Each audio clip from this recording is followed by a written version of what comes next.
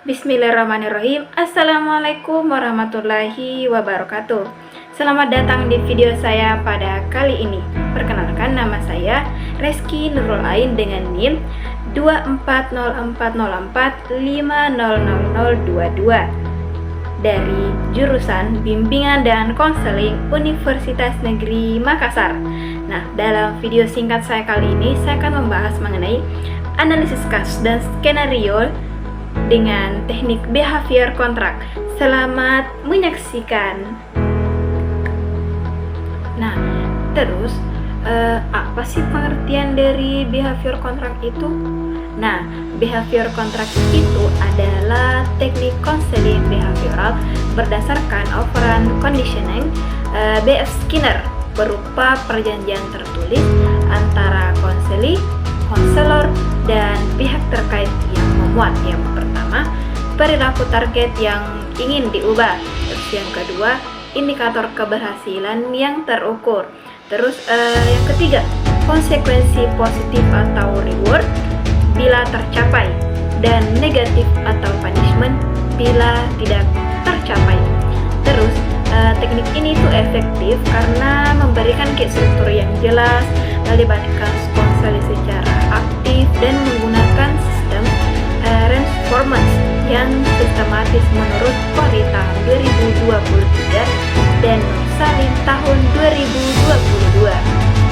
Nah, seperti deskripsi kasus yang saya maksud tadi, boleh dilihat di samping. Seorang konseli bernama Rizky Firmansyah, siswa kelas 4 SD Negeri Pacerakang 01 yang ada di Makassar. Usia 10 tahun. Konseli ini dilaksanakan pada 5 Mei 2025. Nah, dalam 2 bulan terakhir itu Rizky ini hanya mengumpulkan K8 dari 25 tugas, yang artinya hanya 32% saja. Nilai rata-ratanya turun dari 78 menjadi 62 saja. Sering mengantuk di kelas akibat bermain gadget hingga pukul 10.00 dan tidak ada ini pengawasannya nih Rizky. Konsisten dari orang tuanya ini di rumah. Selanjutnya itu ada analisis ABC.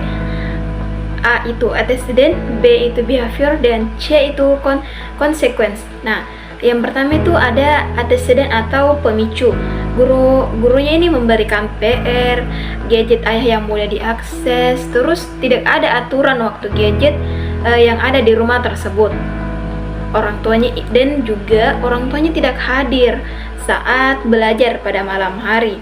Terus yang kedua itu ada behavior atau perilaku, yaitu tidak mengerjakan PR secara konsisten lah, bermain game hingga larut malam, memberikan alasan yang berbeda-beda kepada setiap guru.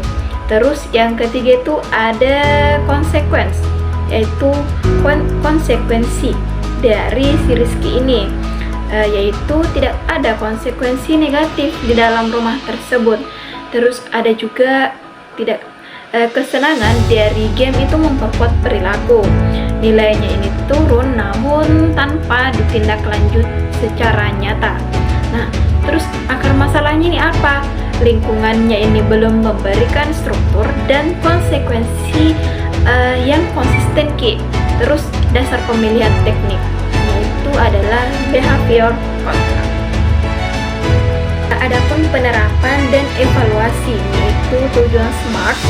Rizky ini mengumpulkan minimal 80% tugas per minggu, mencatat agenda harian, dan membatasi gadget kurang lebih 1 jam per hari selama 3 minggu, yaitu 5 Mei sampai dengan 2 Juni 2025.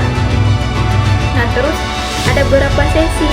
Nah, ada 4 sesi dalam penerapan ini. Sesi pertama itu pada tanggal 5 Mei. Kegiatan utamanya itu adalah rapor plus asesmen awal, yaitu perkenalan gagasan kontrak belajar. Terus yang sesi kedua itu pada tanggal 12 Mei. Kegiatan utamanya itu penyusunan kontrak bersama orang tua, penandatanganan dan distribusi lembar monitoring. Nah, terus langkah sesi ketiganya apa? Nah, sesi ketiganya itu pertama kegiatan utamanya itu monitoring Ki. Minggu pertama anak ini bisa menyelesaikan 4 sampai 5 tugas, ini belum berhasil. Nah, terus minggu kedua anak ini bisa menyelesaikan Ki dengan sempurna, yaitu 5/5 tugas, artinya selesai. Dan juga respondent plus stiker bintang yang anak ini dapat. Terus sesi keempat itu pada tanggal 2 Juni kegiatan utamanya itu ada pada evaluasi akhir total, yaitu totalnya itu 100% pada minggu kedua dan ketiga, yaitu terminasi plus sertifikat siswa.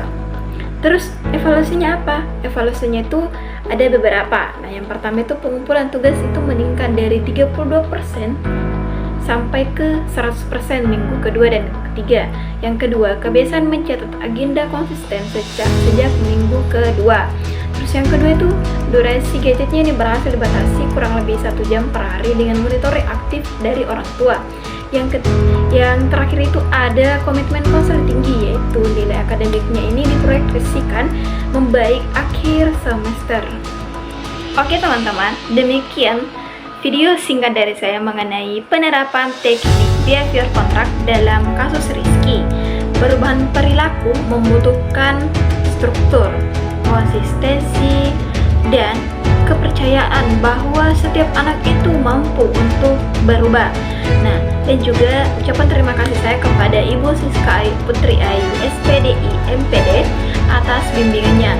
Wassalamualaikum warahmatullahi wabarakatuh. Bye.